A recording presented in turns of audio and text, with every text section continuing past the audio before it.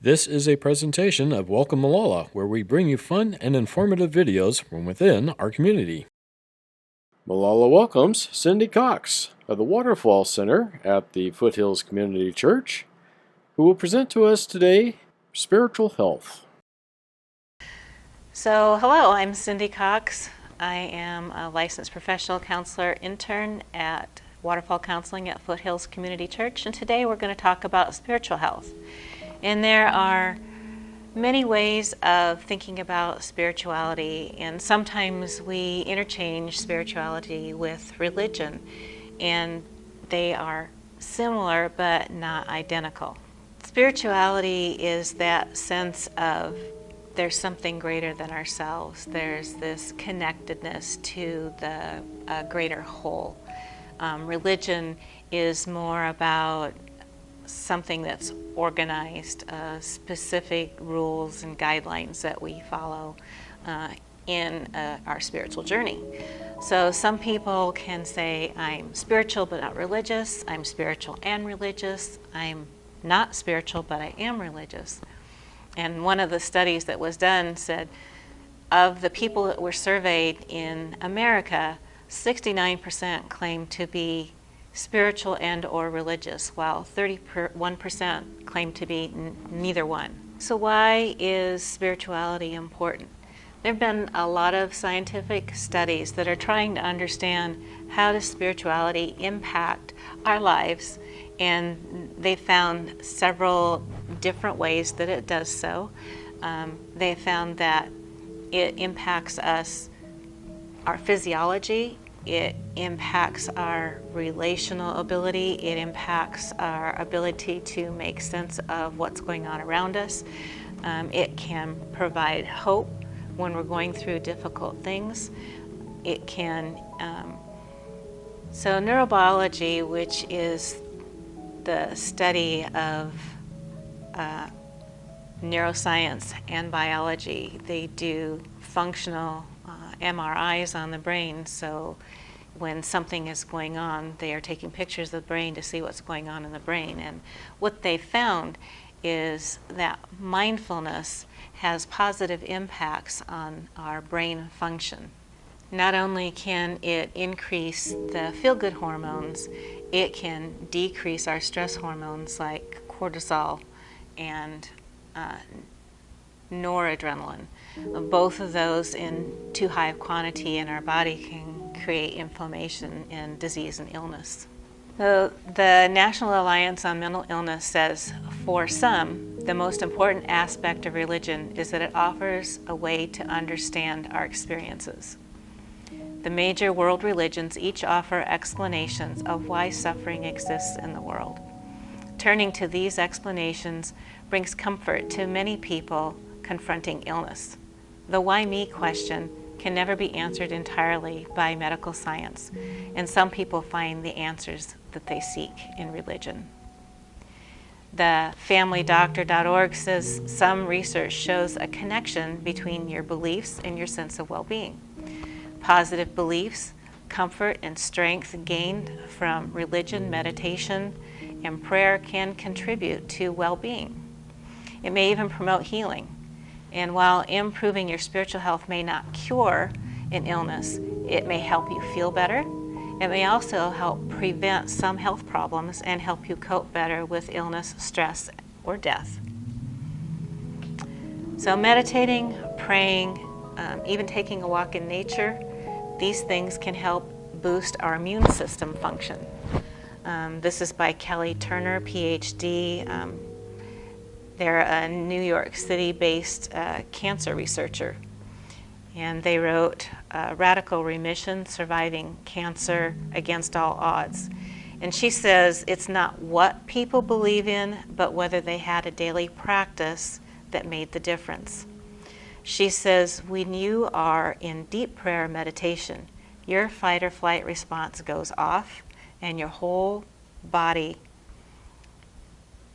I have to go back. Your fight or flight goes off and your rest and repair turns on. So this allows your immune system to supercharge your whole body, and it's incredibly healing, whether you're under stress or have an actual illness or trying to prevent illness or stress. And Gail Gross, PhD, says, when you give up to God or a higher power, you gain a sense of control. And that has a positive effect on health and wellness, including cognitive abilities, so your thinking abilities. You can relax and are not distracted by negative thoughts, she explains. Your blood pressure levels go down and blood flow to the brain increases, so your memory gets better and your thinking becomes clearer. A lot of people might realize that isolation is a major risk for depression, but spirituality and organized religion encourage this social engagement. Volunteering or being involved in a group or spiritual community provides that social support that can reduce risk for the depression. And it doesn't matter whether it's a yoga class or a church group or some online group. And another thing is that spirituality may provide a sense of hope to counter the hopelessness that is almost always linked to depression. There is a common human tendency to be stuck in the moment, but reminiscing about a time in life that was happier or in which they were stronger can take people out of the moment, says Reverend Kevin Macy. Even though they're still in the storm, the anchor is connected to something else and something positive, he says. And another thing that science has found is that individuals who identify as being religious or spiritual, they report lower rates of psychiatric conditions such as depression and anxiety. Not only that, people who identify as religious or spiritual report improved health outcomes with even chronic conditions like cardiovascular disease or type 2 diabetes. So science can't really explain the benefits. There have been a lot of research done that can describe the benefits, but they can't explain why those benefits occur. There is an article called The Science of Spirituality, 16 Tips to Build Your Spiritual Practice by Kelly Miller. While the experience of emotions varies from person to person, the experience of transcendent emotions can be seen as universal, and that is connected to spirituality. And Corey Eckerman says, self-transcendence is about rising above the self and relating to that which is greater than the self, or more simply, the realization that you are one small part of a greater whole, and then act accordingly. Abraham Maslow, an early American psychologist, recognized self-transcendence in his hierarchy of needs. So he starts out with the physiological needs and works up through the additional needs, love and acceptance, empathy, self-actualization to self-transcendence. And he says, transcendence refers to the very highest and most inclusive or holistic levels of human consciousness, behaving and relating as ends rather than means to oneself, to significant others, to human beings in general, to other species, to nature, and to the cosmos. So this idea of the greater good. And then these transcendent emotions, these transcendent behaviors are linked to what we call pro-social behaviors. And these behaviors are things that are a concern for the rights, feelings, welfare of other people. And they can include feeling empathy and concern for other people, behaving in ways to help or benefit other people. It includes behaviors such as helping, sharing, donating, cooperating, and volunteering. So all these things that tend to occur with spiritual practices are things that are pro-social. They build relationship, and since neuroscience says we're created for relationship and that's where we are our healthiest, this is a way of building those relationships and that nurturing for ourselves. There is something in human nature that seeks more than the accumulation of wealth and power. It's why we're never satisfied when we reach that goal, we feel like there's still something missing. We find that something in an understanding that we're part of something bigger than ourselves, and that we have a place, a purpose in that.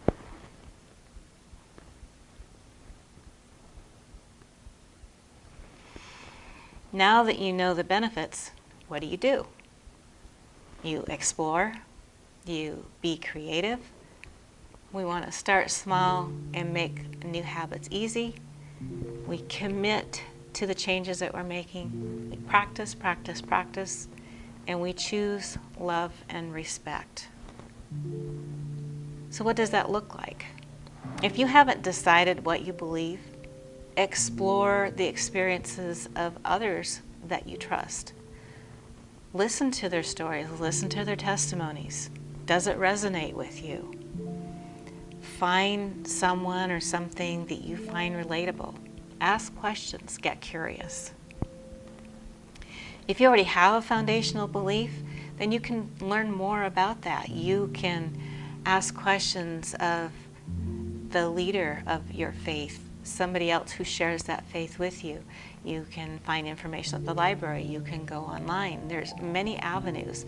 So find the practices that are important to you. And there are many, many possibilities out there. Many of the practices that the different faiths do promote deep relaxation. Look for new ways to practice your spirituality. These can give you important tools during sorrow, crises, times like now when we're having to isolate social distance. Some of the ways that you can practice your faith outside of congregation is perhaps reading scripture, visiting sacred sites, learning about important people in your religion, listening to sacred music, singing, engaging in private prayer, attending online prayer discussion groups. If you don't feel comfortable with organized religion, you can still access the benefits of relaxation and find meaning in your experience. So think of places, people, experiences that give you feelings of peace, awe, greater meaning, joy, and seek those out and make those more a part of your everyday life. Some people might find their greater meaning outside in nature, or in an art gallery, or listening to a piece of music that is really special to them. Others might find comfort in poetry or learning about science or history. So whatever your interests are, by pursuing them, you can give your mind a valuable time out from thinking about whatever it is that's causing the stress and anxiety. Set time aside every day to do things that help you spiritually. Might be community service, might be volunteer work, might be praying, meditation, singing devotional songs, reading inspirational books, nature walks. There are so many things that you can do to help promote your spiritual well-being. Again, remember that habits take a long time to develop. Be patient with yourself. Be kind to yourself. Some people can develop a habit in as little as 66 days. Some of us take up to 8.5 months to develop that same habit. So just keep plugging away at it. Don't give up. Love yourself enough to find moments of transcendent emotions, compassion, awe, gratitude, appreciation, inspiration, admiration, elevation, love, every day. Through increasing hope, kindness, self-compassion, gratitude, and awe, anyone can start being more spiritual right away. And all it takes is one decision. So finding those moments of transcendence, those times when you can rise above yourself to replace moments of frustration, they're not going to happen magically by waving a wand. You have to work at it. You have to practice mindful attention to what's going on, to being aware of the emotions and the practices that create these experiences of spirituality. A lot of times, these emotions come when you're serving others. When we seek happiness, it eludes us. But when we serve others, we find happiness. And with every interaction, lead with a loving and kind way of being. If you always assume innocence, it's going to lead to communication rather than altercation, and it's going to build relationships and relational connection.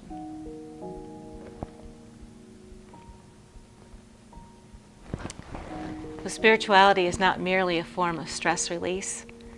It becomes not the central power building, it's the central focus of your activities. Here you bring your spiritual practice into everything you do because it's relevant to everything you do, and it will assist you and bring clarity in everything you do. So there are a few little quotes. Spiritual practice is the ability to love even when you've been hurt, and it's the ability to get over it and rise to love again. Spiritual practices impact body, mind, and heart, and whatever is good for your soul, do that. Find that special thing that elevates your spiritual well-being.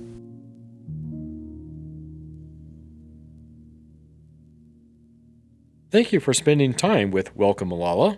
We hope you enjoyed this episode and that you will come back for more and share with your friends.